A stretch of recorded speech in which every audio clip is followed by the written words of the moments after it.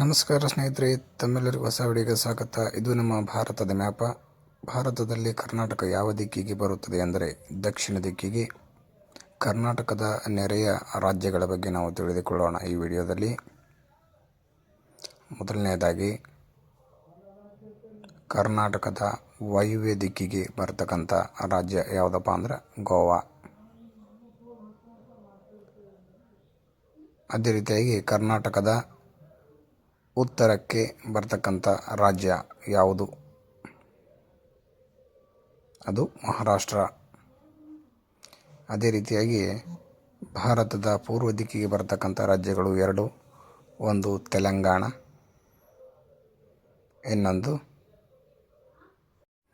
Andhra Pradesh.